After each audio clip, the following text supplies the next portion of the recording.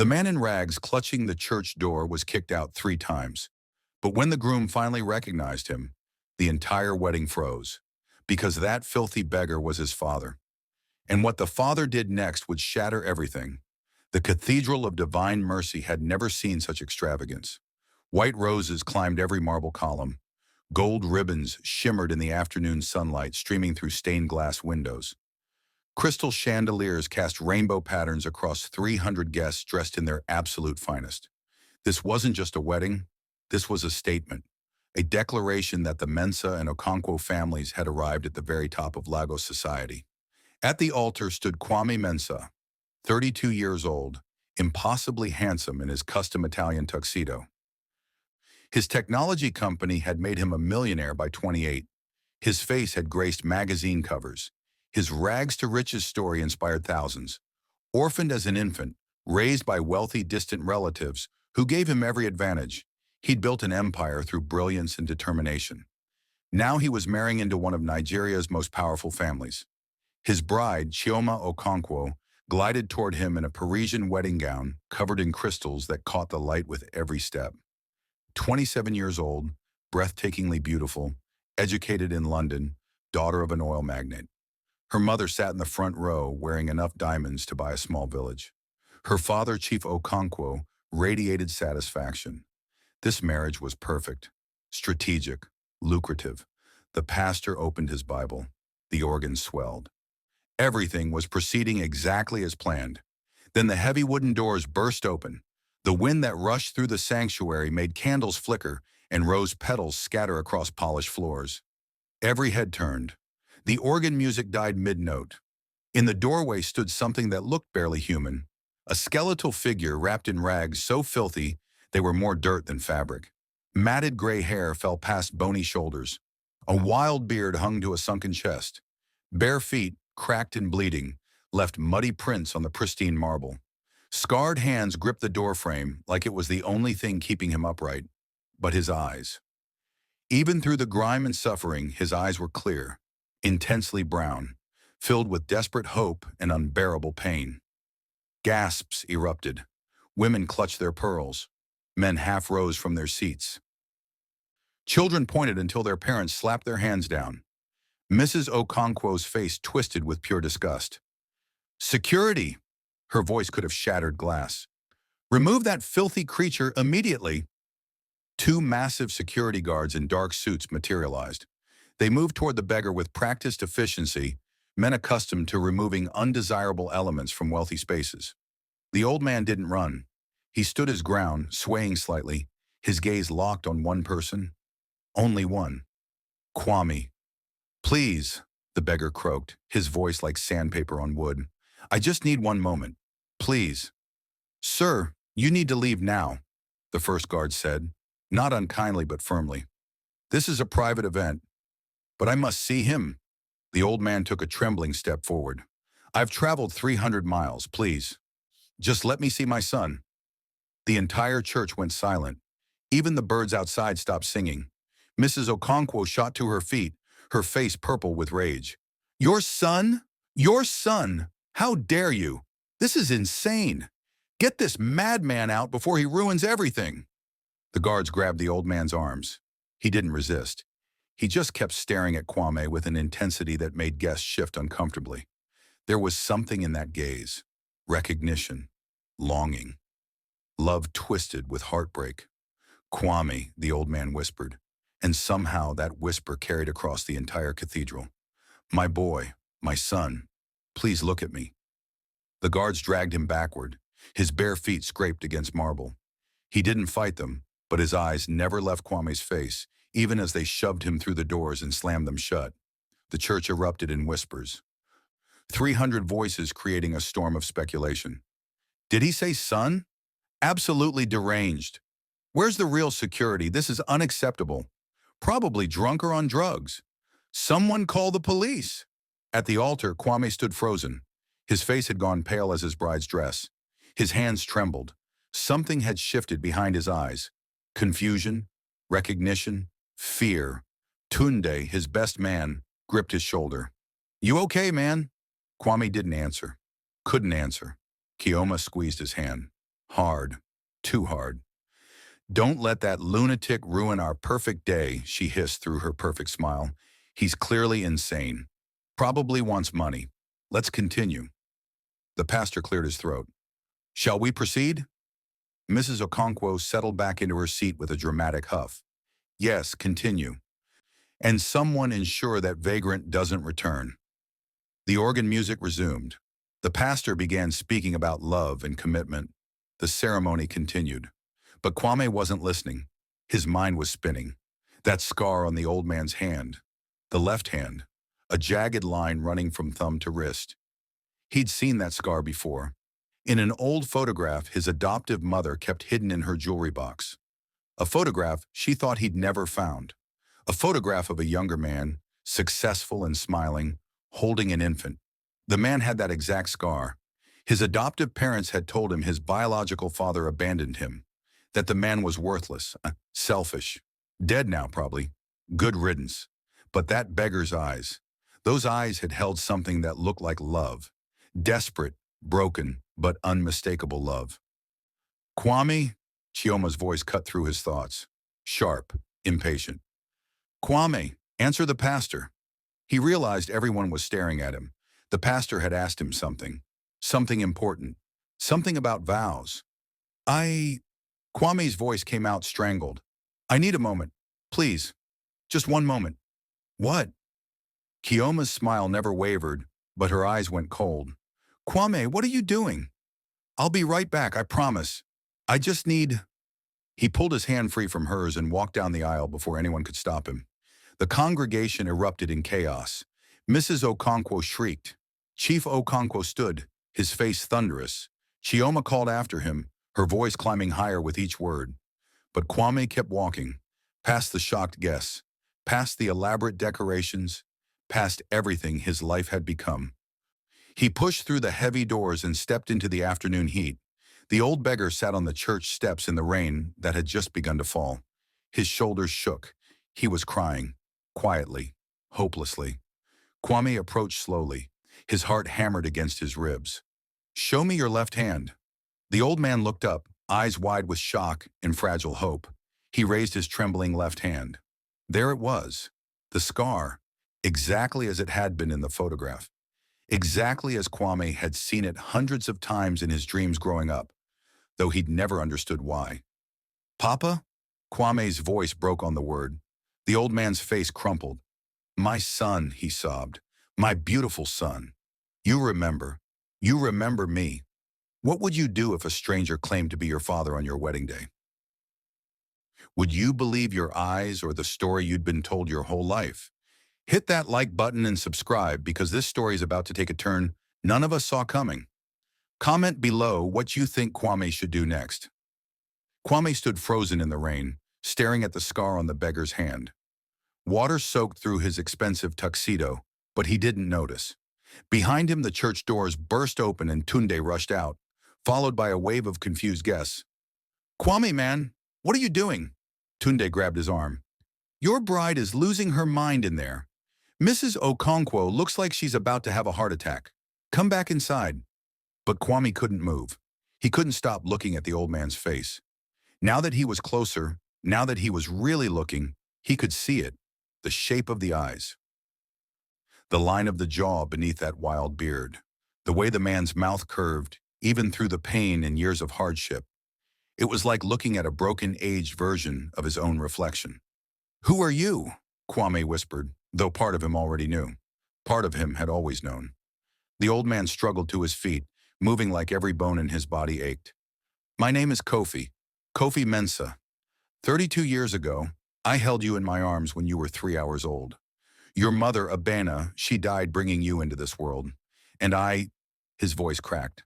I lost everything trying to keep you, but I failed. I failed you, my son. That's not possible. Kwame shook his head, but his voice lacked conviction. My father abandoned me. He didn't want me. My aunt and uncle told me. They said he was a deadbeat who disappeared. They lied to you. Kofi's eyes filled with fresh tears. But I don't blame them. They probably believed they were protecting you. And maybe they were right.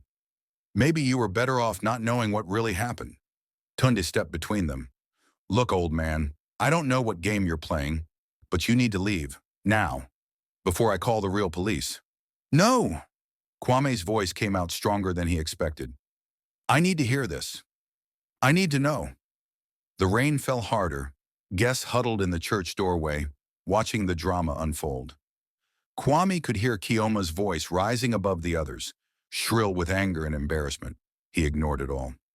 Tell me everything, Kwame said. Tell me the truth. Kofi's hands shook as he reached into the tattered remains of his shirt and pulled out a small plastic bag. Inside was a photograph, protected from the elements, though its edges were worn from years of handling. He offered it to Kwame with trembling fingers. Kwame took it. The photograph showed a young man, maybe 25, handsome in an expensive suit, standing in front of a gleaming office building. The sign above the door read, Mensah Tech Solutions. The man was smiling, confident, successful. He looked exactly like Kwame had looked 5 years ago. That was me, Kofi said quietly. 33 years ago, I owned a technology company, one of the first in Lagos to focus on software development for African markets. I was making money, real money. I had everything. A beautiful wife, a business partner I trusted like a brother, plans to expand across West Africa. And then your mother got pregnant with you? The happiest day of my life. He paused, his breath hitching. But happiness doesn't last. Not for everyone. Your mother had complications during the birth. They tried everything, but she slipped away 2 hours after you were born. My world ended that day, but I had you. I had my son. So I kept going. Kwame felt something tight forming in his chest. What happened? My business partner, Charles Adeyemi. We'd built the company together. Equal shares. Brothers, we called ourselves. Kofi's voice hardened. While I was grieving your mother, while I was learning to be a father alone, Charles was stealing from me, moving assets, forging documents. By the time I discovered what he'd done, it was too late. He'd taken everything, the company, the bank accounts, the properties, everything. You couldn't fight him legally? Tunde asked, despite himself drawn into the story. I tried. Kofi's laugh was bitter. But Charles was smart. He had connections, money for the best lawyers, and I was a grieving widower with an infant son. The courts moved slowly, too slowly. Within 6 months, I was broke. I couldn't afford the lawyers anymore. Couldn't afford our house. Couldn't afford anything.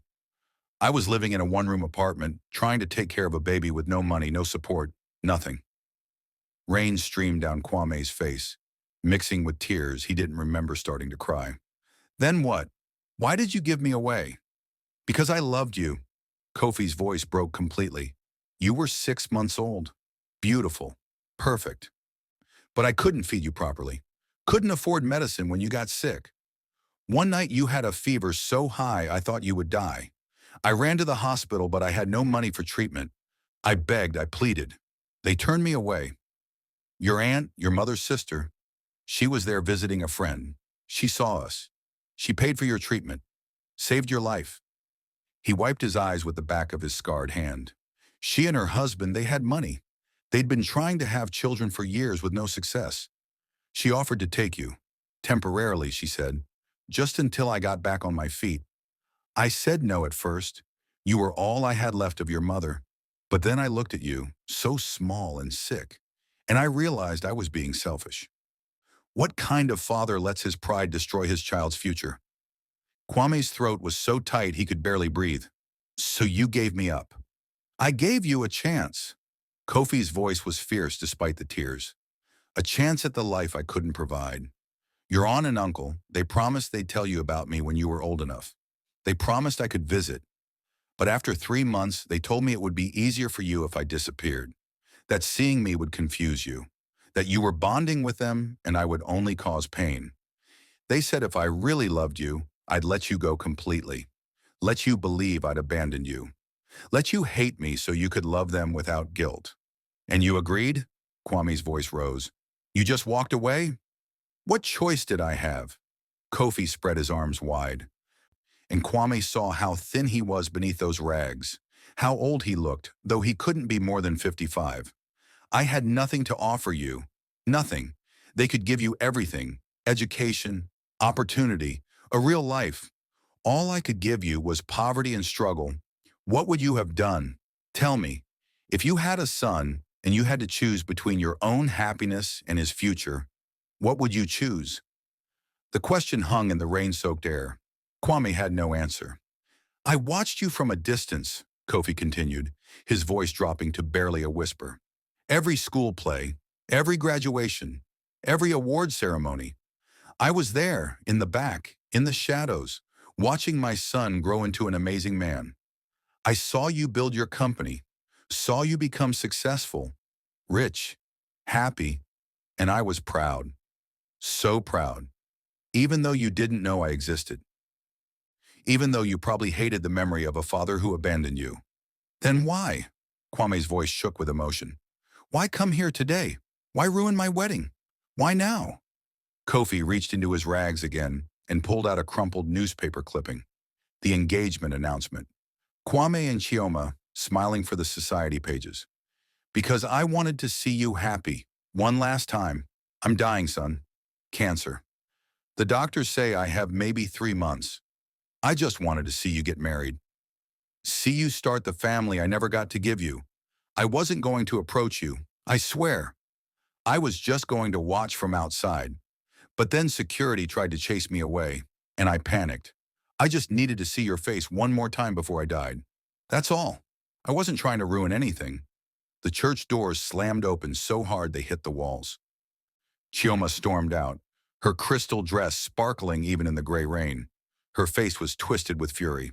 Kwame Mensah, what the hell do you think you're doing? She jabbed a manicured finger at him. You leave me at the altar to talk to some homeless lunatic? This is my wedding day, our wedding day. Do you have any idea how embarrassing this is? Chioma, this is my father. Your father is dead. That's what you told me. That's what you told everyone. Her voice climbed higher. This is some con artist who wants money. Can't you see that? Look at him. He's probably a drunk or a drug addict looking for a payday. Kofi flinched at her words but said nothing. He's telling the truth, Kwame said quietly. I can feel it. I know it. You know nothing, Chioma was screaming now. You know what you want to believe because you've always had some pathetic fantasy about your real parents. Well, wake up, Kwame. This man left you. If he cared about you at all, he would have fought to keep you. He's a failure and a liar, and I will not have him at my wedding. Our wedding, Kwame corrected, his voice hardening. Not anymore. Chioma ripped the veil from her head and threw it on the ground. You want to choose this beggar over me? Fine, choose him. But don't expect me to wait around while you play out your daddy issues. We're done. She turned and stormed back into the church, leaving a trail of crystal and fury behind her. Mrs. Okonkwo appeared in the doorway, her face a mask of cold rage. You've made your choice, Mr. Mensah. I hope you're happy with it. You'll never see another dime from our family. And your reputation in this city is finished.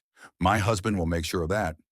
The guests began filing out, some looking sympathetic, most looking scandalized and eager to spread the gossip. The wedding of the year had become the scandal of the year in less than 30 minutes. Tunde stood beside Kwame, loyal as always. So, what now, brother? Kwame looked at his father, really looked at him. This broken man who'd sacrificed everything. This stranger who was somehow more familiar than anyone he'd ever known. Now, Kwame said slowly, I want to hear everything, every detail, every year, everything you gave up for me. Kofi's face crumpled with relief and disbelief. You believe me? Even without proof? Even though it costs you everything? You're the proof. Kwame reached out and took his father's scarred hand. You're standing here in rags because you gave me silk. You're dying alone because you made sure I'd never be alone. That's all the proof I need. Have you ever had to choose between what society expects and what your heart knows is right? Would you have walked away from a perfect wedding for a stranger's story? Drop a comment below and let us know where you're watching from. And if this story is touching your heart, hit that subscribe button. Share this with someone who believes in second chances. What happens next will shock you. The rain had stopped by the time Kwame led his father to his car. Tunde followed silently, still processing everything that had just unfolded. The valet brought around Kwame's black Mercedes, his eyes widening when he saw the beggar being helped into the pristine leather interior. Take us to my apartment, Kwame instructed the driver, then turned to his father. We need to get you cleaned up, fed, and then we're going to talk. Really talk. Kofi sat in the back seat like he was afraid to touch anything. His calloused hands hovered above his lap, trembling. Kwame, you don't have to do this. I came here to see you happy, not to destroy your life. That girl, Kioma, maybe you should go back. Fix things. This is your wedding day. That wasn't a wedding. That was a performance. Kwame's voice was flat. I see that now. Did you notice something about Kioma back there? Tunde leaned forward from the front seat. What do you mean? She didn't ask a single question about him. Not one. Kwame glanced at his father. If someone showed up claiming to be my long-lost father, wouldn't you want to know if it was true? Wouldn't you ask questions? Try to verify the story? She just immediately decided he was lying. Why? Because people like her can't imagine sacrifice, Kofi said quietly. People who've never lost anything can't understand why someone would give away the thing they love most. To her, a father who truly loved his son would never let him go. She doesn't understand that sometimes love means letting go. The car wound through Lagos traffic, past the gleaming skyscrapers of Victoria Island, toward Kwame's penthouse apartment. The contrast between the city's wealth and poverty was stark. Luxury cars sat in traffic next to overcrowded buses. Designer boutiques stood across from street vendors. And everywhere, people rushed about their lives, unaware that in this car, a man was meeting his father for the first time in 32 years. At the apartment building, the doorman's face registered shock when he saw Kofi, but Kwame's cold stare silenced any questions. They rode the elevator to the 20th floor in silence. When the doors opened to reveal Kwame's expansive penthouse, Kofi stopped in the doorway. I can't go in there, he whispered. I'm too dirty. I'll ruin everything. You won't ruin anything. Kwame gently pulled him inside. Tunde, can you order food? Everything. I don't even know what my father likes to eat. Anything, Kofi said quickly. I'm not picky. I haven't been picky in a very long time. Kwame led him to the master bathroom, a marble palace of gleaming fixtures and soft towels. He turned on the shower and pulled out fresh clothes, his own clothes, expensive and well-made. Take as long as you need. Wash away 30 years if you can.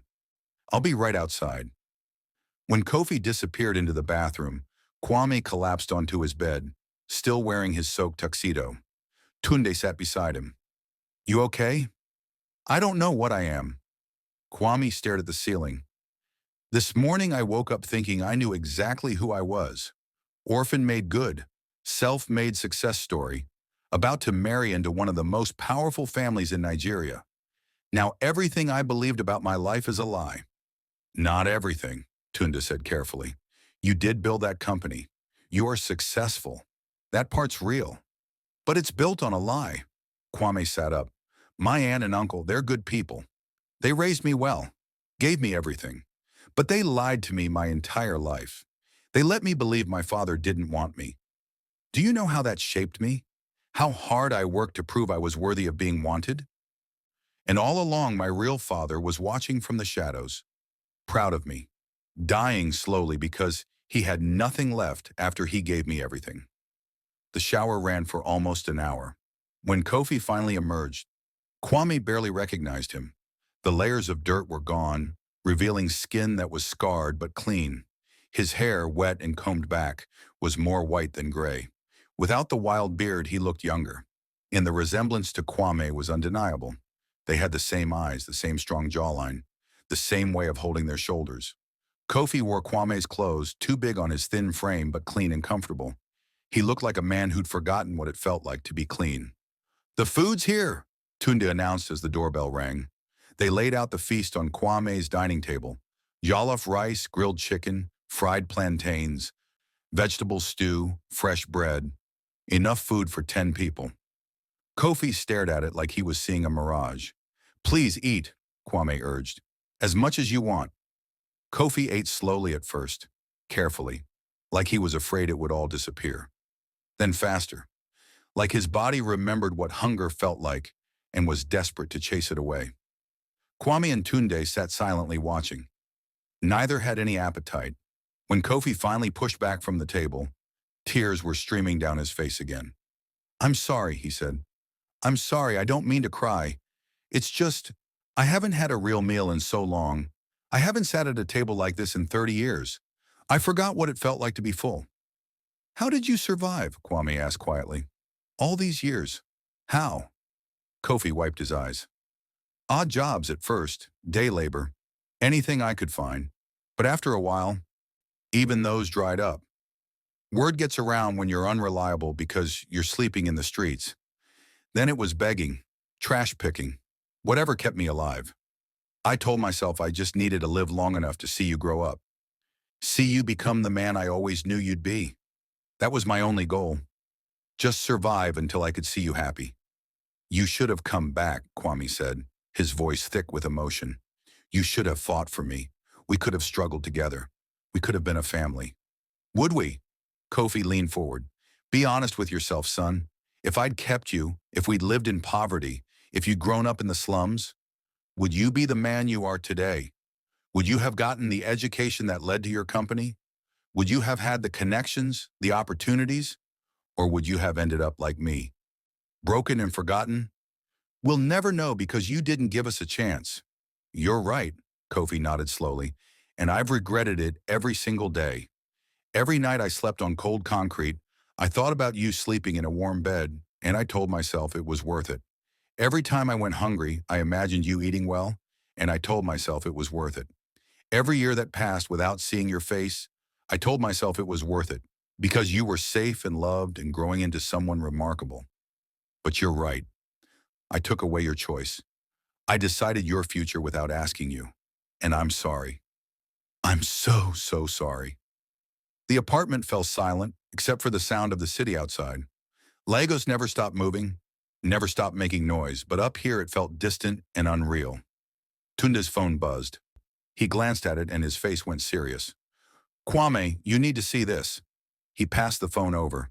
On the screen was a news article, already going viral. "Tech billionaire abandons bride for homeless man." The story had everything. Photos of the wedding, of Kwame walking out, of Kioma's fury. The comments were brutal. "She's already given an interview," Tunda said. "Kioma, she's saying you had a breakdown, that you've been acting strange for weeks, that this homeless man is clearly running a con, and you're too emotionally unstable to see it. Her father has released a statement saying you'll never work with any of their business partners again. They're destroying your reputation, man." Kwame handed the phone back. "Let them." "Let them?" Tunde looked shocked. "Kwame, these are powerful people. They can make your life very difficult." "I don't care." Kwame looked at his father. "I spent 32 years believing a lie because it was comfortable, because it made my life easier. I'm done with easy. I want the truth, even if it's hard." Kofi reached across the table and took his son's hand. His grip was weak but steady. "You don't know what this means to me. To be here, to talk to you, to be seen by you. I came to that wedding expecting to die, having never heard you call me father. This is more than I ever dreamed. We're going to fix this," Kwame said firmly. "We're going to find Charles Adeyemi. We're going to make him tell the truth about what he did to you. We're going to get you the best doctors, the best treatment for the cancer. We're going to make up for 32 lost years. Kwame, I'm dying. The doctors were clear. Stage 4 cancer. It's everywhere. No amount of money can fix that. Then we'll make whatever time you have left count." Kwame's voice broke, but he pushed through. "You gave up 30 years so I could have everything. Now I'm going to give you the best few months of your life, starting with the truth. I need to know everything, every detail, about you and Charles, about what happened to the company, about my mother, everything." Kofi nodded slowly. "Okay, but you need to prepare yourself. Some of what I'm about to tell you, it's going to change how you see people you trust, people who raised you. I'm ready. Are you?" Kofi's eyes were sad. "Because the real reason Charles was able to steal everything from me, the reason I had no support, no allies, no way to fight back, it's because someone helped him. Someone in your mother's family, someone you know very well." Kwame felt ice slide down his spine. "What are you saying?" "I'm saying that your aunt and uncle, the people who raised you, they knew what Charles did to me. They knew because they helped him do it. And they took you not just to save you, but to make sure I had no reason to keep fighting. No reason to expose what they'd done. Because who would believe a man trying to get his son back? They knew that if they had you, I'd disappear. I'd give up. I'd become nothing. And that's exactly what happened. The room spun. Kwame gripped the edge of the table. No, no, that's not possible. They loved me. They gave me everything. They did love you, Kofi said gently. That part was real. But love doesn't erase guilt. It doesn't erase betrayal. They took you because they wanted a child, and they helped destroy me because I was in the way. Before Kwame could respond, his phone rang. The screen showed his aunt's name. Aunt Grace, the woman who'd raised him, the woman who'd tucked him in every night and helped him with homework and told him his father had abandoned him. He answered. Kwame. Her voice was tight with controlled panic. We need to talk. Right now. That man, whoever he is, he's lying to you. Don't believe anything he says. Come home. We'll explain everything. Will you? Kwame's voice was cold. Will you explain how you helped Charles Adeyemi steal my father's company? Will you explain how you took me to make sure he couldn't fight back? Will you explain 32 years of lies? Silence on the other end. Then quietly, how much did he tell you? Enough.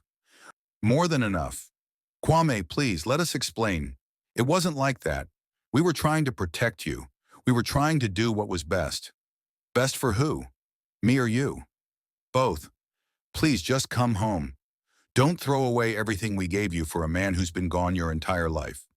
Kwame looked at his father, sitting at his table, wearing his clothes, tears still wet on his face. He wasn't gone. He was always there, watching, waiting, suffering, while you let me believe he didn't care. How could you do that? How could you let me hate him when he gave up everything for me? Because sometimes love means making impossible choices. Aunt Grace's voice cracked. We did what we thought was right. Maybe we were wrong. But we loved you. We gave you a good life. Doesn't that count for something? It counts for everything and nothing. Kwame's throat was so tight he could barely speak. I'll call you later. Maybe.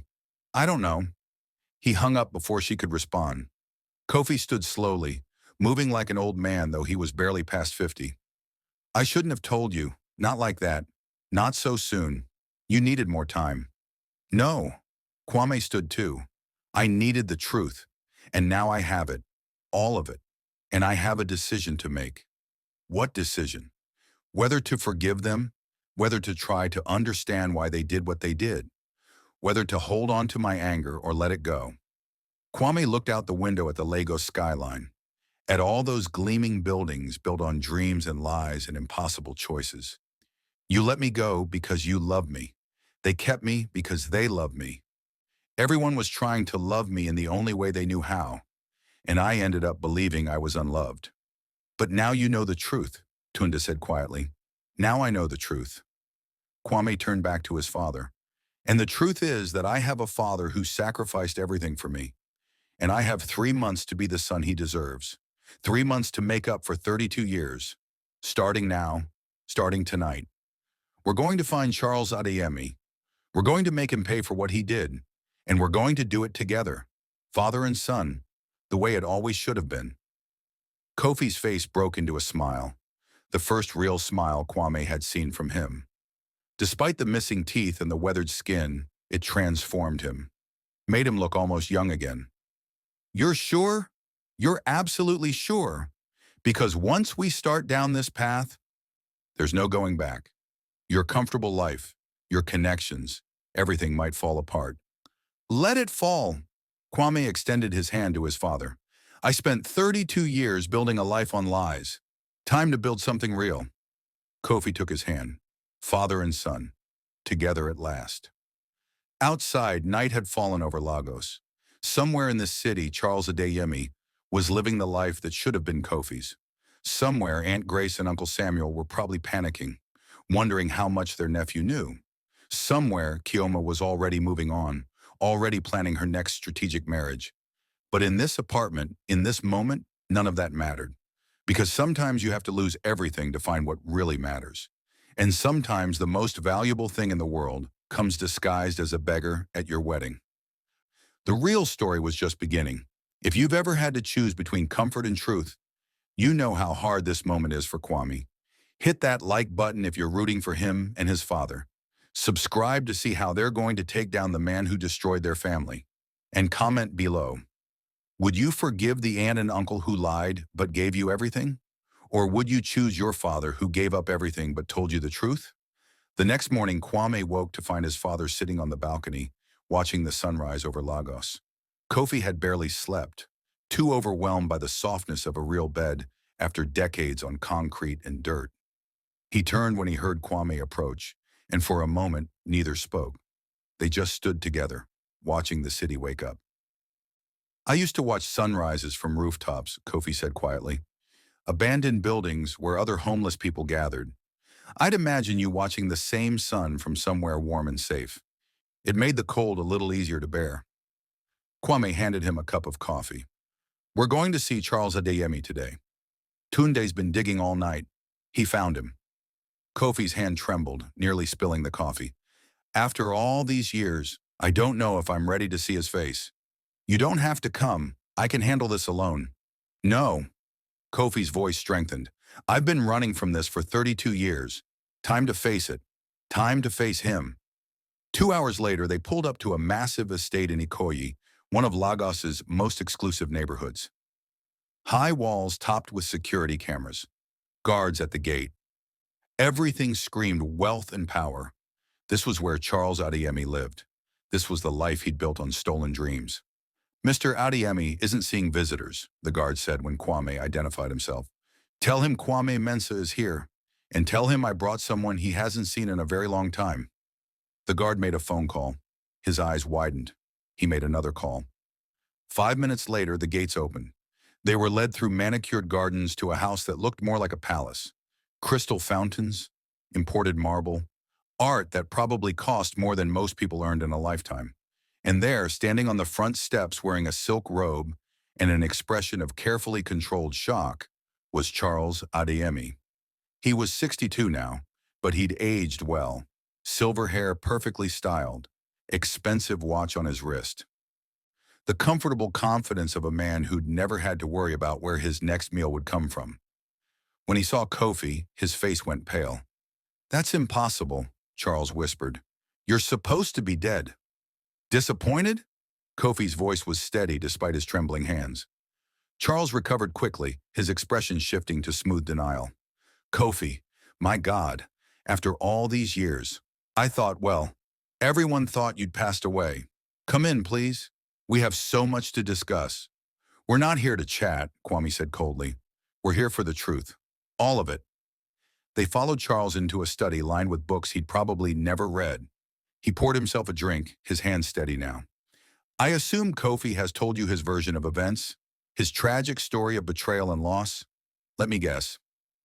He painted himself as the victim and me as the villain. Were you not? Kwame's voice was ice. Life is never that simple. Charles sat behind his massive desk. Your father and I built that company together, yes. We were partners. But Kofi was falling apart after your mother died. He couldn't focus, couldn't make decisions. The company was collapsing. I had to act to save it. I had to take control before we both lost everything. By forging documents? Kofi spoke for the first time since entering. By moving assets into your name? By stealing everything we built? I saved the company, Charles's voice rose, and I tried to include you.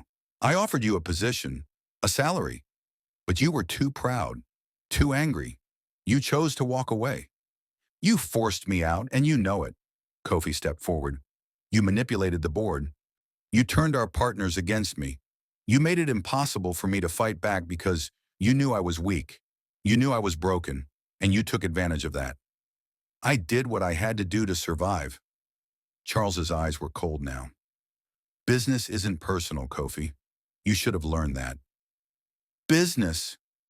Kofi's laugh was bitter. You destroyed my life. You took the company my wife and I dreamed of building together. You left me with nothing, not even a way to feed my son. Do you know what that did to me? Do you have any idea what it feels like to hold your child and know you can't provide for him? To know that you have to give him away because you have nothing left? That was your choice, Charles said flatly. You could have taken the job I offered. You could have swallowed your pride. Instead, you chose to be a martyr. Don't blame me for your decisions. Kwame moved so fast that even Tunde didn't see it coming. He grabbed Charles by his silk robe and slammed him against the wall. My father lived on the streets for 30 years because of you. He gave up his son because you left him with nothing. And you sit here in your palace, built on his dreams, and call it business? Let him go, Kwame, Kofi said quietly. He's not worth it. Kwame released Charles, who straightened his robe with shaking hands. You can't prove anything. It's been 32 years. Whatever documents existed are long gone. It's his word against mine. And who do you think people will believe? A successful businessman or a homeless beggar? They'll believe the truth, Tunda spoke up. He'd been quiet until now, but his voice was confident. Because I found it. All of it. He pulled out his phone and projected images onto the study wall. Documents, bank transfers, emails from 32 years ago that Charles thought had been deleted, forged signatures, false board meeting minutes, everything. I'm very good at what I do, Tunda said calmly, and you were very sloppy. You thought destroying physical documents was enough, but digital trails never really disappear. They just hide. And I found them all. Every crime, every theft, every betrayal. It's all here, and it's all admissible in court. Charles's face went from pale to gray. He collapsed into his chair. This will destroy me. Everything I've built, my reputation, my family name. Like you destroyed my father? Kwame's voice was quiet but deadly. Like you destroyed his reputation, his name, his entire life? What do you want? Charles looked up, and for the first time, there was genuine fear in his eyes. Money? I can pay you. Whatever you want. Just don't release those documents, please. I don't want your money, Kwame said. I want you to tell the truth, publicly. I want you to admit what you did. I want the world to know that Kwame Mensah wasn't a failure, that he was a brilliant businessman who was robbed by his partner when he was at his weakest. I want you to restore his name. And if I refuse, then these documents go to every news outlet in Nigeria, to the police, to your business partners, to everyone. And you'll spend whatever years you have left in prison. Kwame leaned close. Your choice. Business isn't personal, right? This is just business. Charles looked at Kofi, really looked at him. Saw the years of suffering written on his face, saw the scars on his hands, saw what his betrayal had cost, and something in his expression shifted. Not quite guilt, not quite remorse, but something close to recognition. I told myself you'd be fine, Charles whispered. I told myself you'd land on your feet, that you were smart and you'd figure it out. I never imagined you'd end up like this. On the streets. I swear, Kofi, I never wanted that for you. But you never checked. Kofi's voice was steady. You never looked back. You just took everything and moved on. And when I disappeared, you probably breathed a sigh of relief. One less problem to worry about. Yes. Charles' admission was barely audible. Yes, I was relieved. God forgive me, I was relieved. The study fell silent. Outside, birds sang and gardeners worked, and life continued in its normal patterns. But inside this room, the weight of 32 years of lies pressed down on everyone. I'll do it, Charles said finally. I'll tell the truth. I'll make a public statement. I'll admit what I did. But Kwame, you need to understand something. This won't just destroy me. It's going to hurt your aunt and uncle too. They were part of this. They knew what I was doing. They helped me. What? Kwame felt the ground shift beneath him. Your Aunt Grace and Uncle Samuel. They were investors in the company. Small shares, but enough to have voting power. When I moved against Kofi, I needed board support. They gave it to me. In exchange, I gave them a bigger stake in the company. They made millions from our partnership over the years. That's how they afforded to raise you so comfortably. That's where the money for your education came from the company I stole from your father. Kofi closed his eyes. I knew they'd helped you, but I didn't know they'd profited from it. All these years, I told myself they took Kwame out of love, that at least some good came from the betrayal.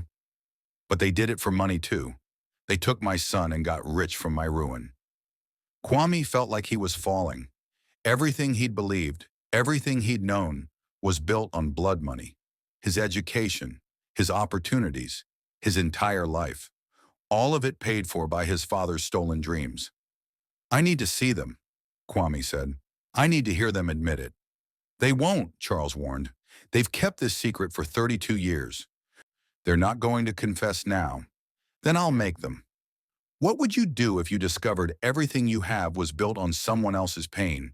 If the people you loved betrayed the person who loved you most? Subscribe and hit that notification bell because you won't want to miss how this story ends. Share this with anyone who's ever questioned where they came from and what they're built on. The final chapter is coming, and nothing will ever be the same. Kwame stood outside the home where he'd grown up. The large colonial-style house in Lekki Phase 1 looked exactly as he remembered. Pristine white walls, perfectly manicured lawn. The basketball hoop where Uncle Samuel had taught him to shoot still hung over the driveway. The garden where Aunt Grace had grown her roses still bloomed with color. This house had been his sanctuary, his safe place. Now it felt like a beautiful lie. Kofi stood beside him, trembling. You don't have to do this. We have Charles's confession. That's enough. It's not enough. Kwame's voice was hard. I need to hear it from them.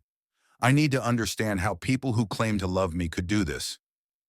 Tundi had stayed behind with Charles, making sure he didn't try to run or destroy evidence. It was just Kwame and his father now, together, the way they should have been 32 years ago. The front door opened before they could knock. Aunt Grace stood there, 58 years old but looking older today. Her eyes were red from crying. Her hands twisted a handkerchief. Behind her, Uncle Samuel stood rigid, his face unreadable. Kwame, Aunt Grace whispered, please, let us explain. Then explain. Kwame's voice was cold.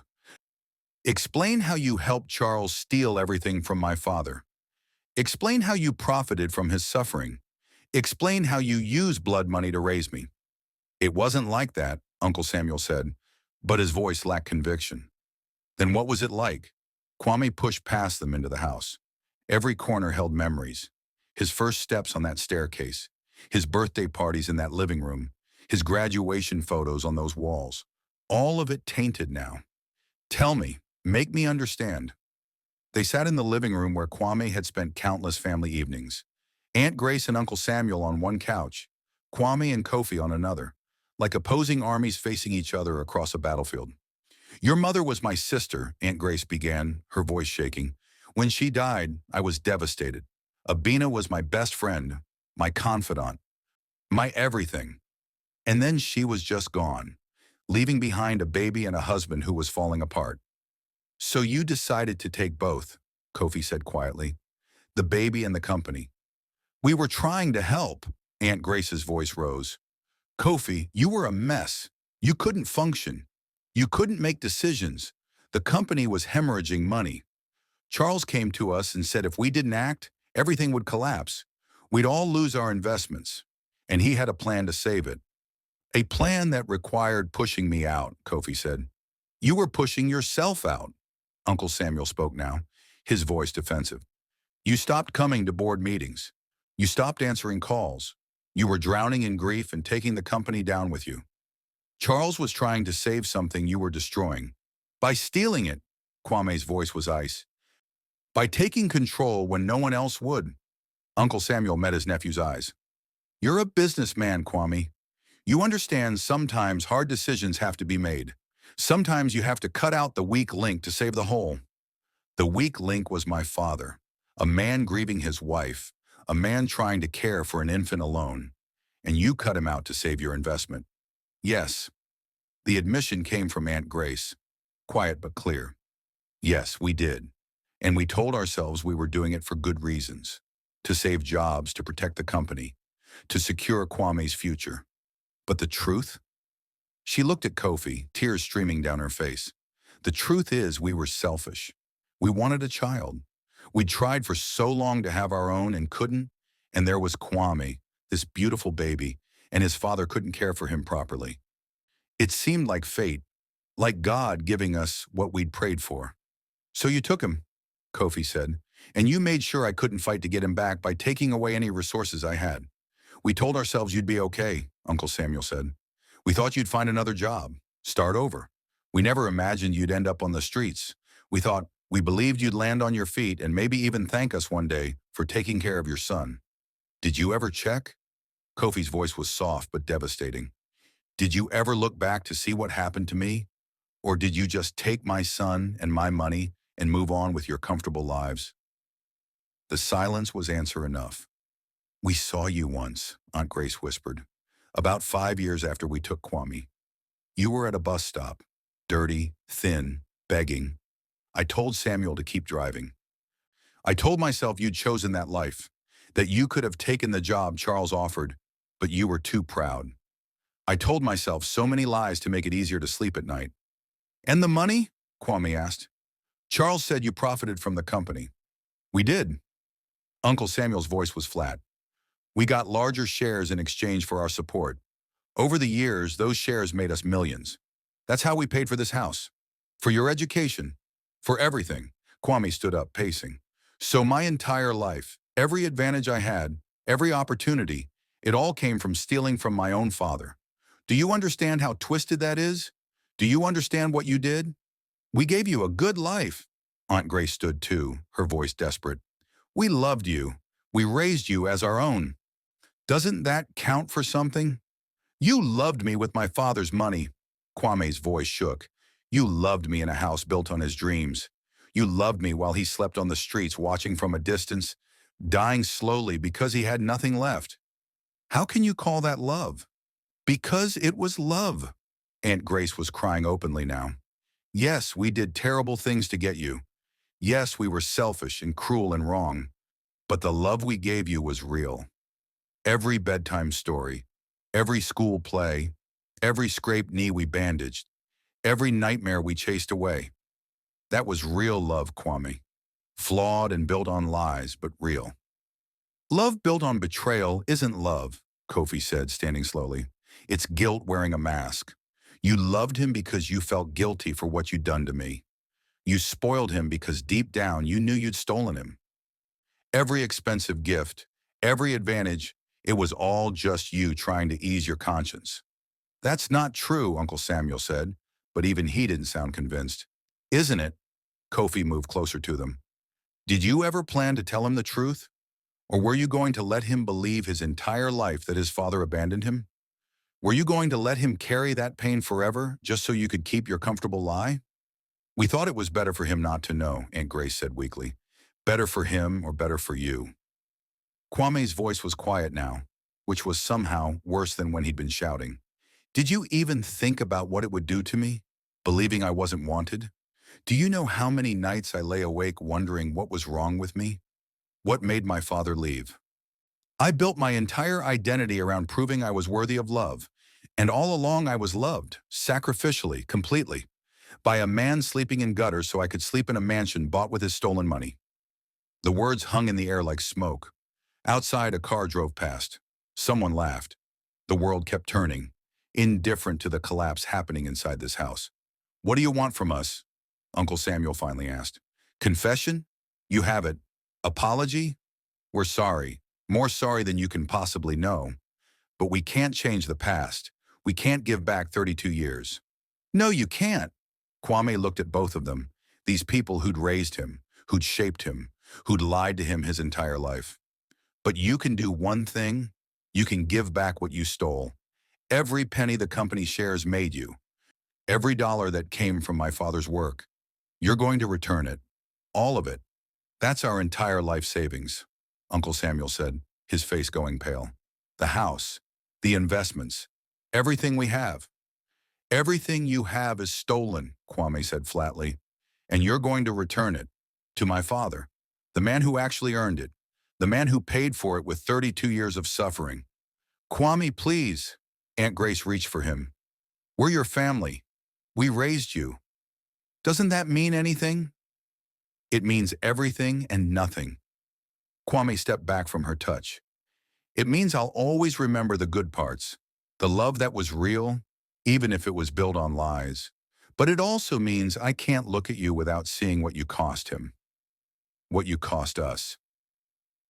Father and son separated for 3 decades because you wanted a child, and Charles wanted a company, and nobody cared what happened to the man you destroyed to get what you wanted. Kofi put a hand on Kwame's shoulder. That's enough, son. We've said what we came to say. Have we? Kwame looked at his father.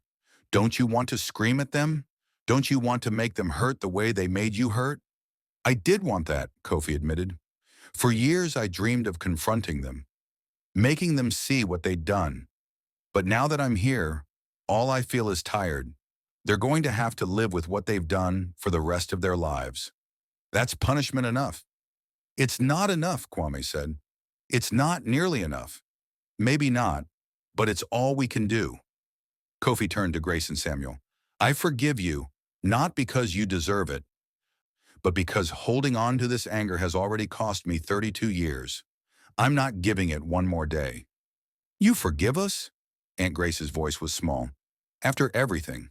I forgive you, but I won't forget. And I won't pretend what you did was okay. You'll return the money. You'll make a public statement about what happened. And then we're done. You'll be strangers who once raised my son. Nothing more.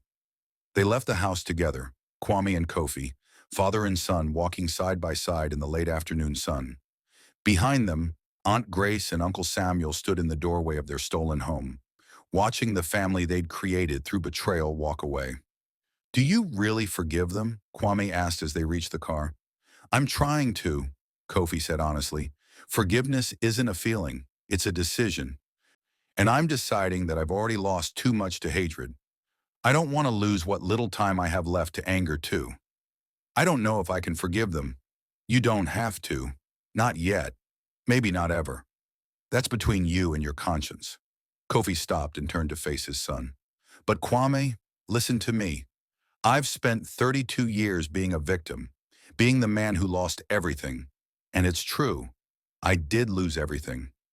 But standing here now with you, having these conversations, being seen and heard and believed, I realize I'm not just the man who lost. I'm also the man who sacrificed. The man who loved his son enough to let him go. The man who survived decades of hell just to see him one more time. That's not just loss. That's also strength. That's also love. And I'm choosing to focus on that. Kwame felt tears burning his eyes. I wasted so much time hating a man who never existed. The father who abandoned me. He was never real. You were always there, always watching, always proud, always loving me the only way you could. And you were always worth it. Kofi pulled his son into an embrace. Every cold night, every hungry day, every moment of pain, you were always worth it. They stood there on the sidewalk, two men who should have had a lifetime together but only had weeks now, holding each other while the sun set over Lagos. 3 weeks later, the news broke across in Nigeria like a thunderstorm. Charles Adeyemi's confession, the documents proving the theft, Grace and Samuel's admission of complicity, the entire sordid story of how Kwame Mensah had been destroyed and his son stolen by people who claimed to love him. The response was immediate and overwhelming. Charles lost his company. His business partners abandoned him. The government launched investigations. Grace and Samuel returned every penny, selling their house and liquidating their investments. They moved to a small apartment, their comfortable life stripped away just as they'd once stripped away Kofi's.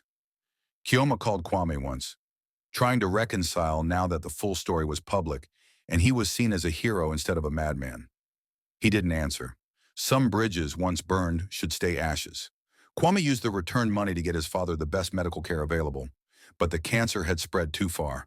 The doctors gave Kofi 3 months. He lived for 4. Every day spent with his son making up for lost time. They talked about everything. Kofi shared stories about Kwame's mother, about their dreams for the company, about the day Kwame was born and how perfect he'd looked, about every moment he'd watched from afar, proud of the man his son was becoming. Kwame shared his own stories, his successes, his failures, his fears, his hopes. They became what they should have been 32 years ago. Father and son, family, whole. On Kofi's last day, he was lucid and calm. Kwame sat beside his hospital bed, holding his father's scarred hand. Do you regret it? Kwame asked. Giving me up? Losing everything? Would you do it differently if you could go back? Kofi smiled, and even through the pain and the medication, it was genuine. Not for a second. You became everything I dreamed you'd be. Successful, strong, good.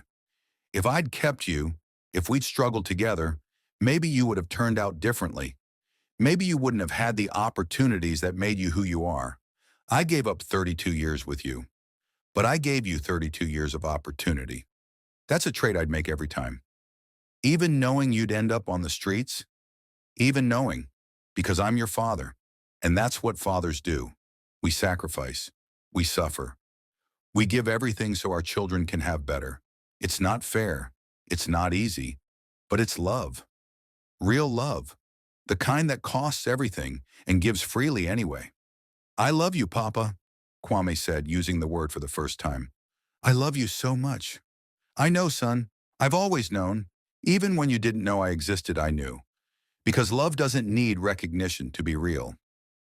It just needs to be given. Kofi's eyes were closing now, his breathing slowing. You're going to do amazing things. You're going to build something real, not on lies, but on truth. And you're going to teach your own children someday about sacrifice and love and what really matters. Promise me. I promise. Good. Kofi's voice was barely a whisper now. Then I can rest. I can finally rest. He died with his son's hand in his, a small smile on his face, at peace for the first time in 32 years. The funeral was small but meaningful. Tunde was there, of course, and surprisingly, so were Grace and Samuel, standing at the back, crying silently. Kwame didn't acknowledge them, but he didn't send them away either. Maybe someday he'd forgive them, maybe not.